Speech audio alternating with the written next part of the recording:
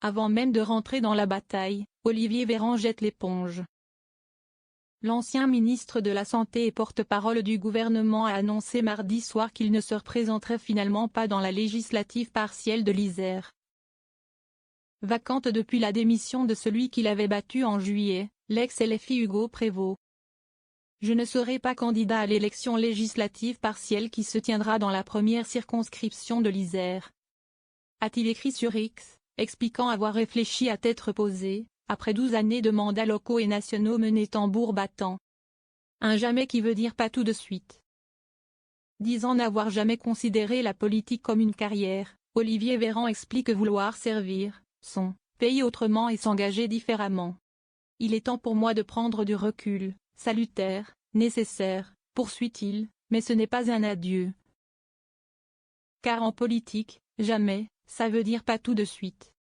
L'ancien député macroniste précise que Camille Galliard-Minier, qui l'avait suppléé quand lui-même était ministre, souhaite se porter candidate et nous la soutiendrons de toutes nos forces.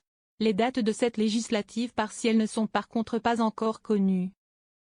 Pour remplacer à l'Assemblée nationale Hugo Prévost, soupçonné de violences sexuelles et sexistes, la France insoumise vient pour sa part d'investir le militant des droits de l'enfant Lies Loufoque.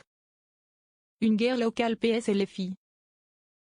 Si Marine Tondelier, la patronne des écologistes, a d'ores et déjà confirmé que son parti soutiendrait le candidat LFI.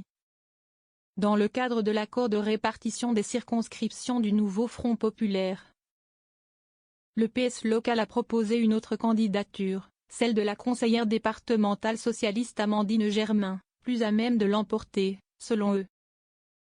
Le PS national n'a pour sa part pas encore tranché. La candidate du nouveau Front populaire à Matignon, Lucie Castet, avait un temps envisagé de se présenter dans cette circonscription, avant de renoncer. Les Insoumis exigeaient qu'elle siège au sein de leur groupe.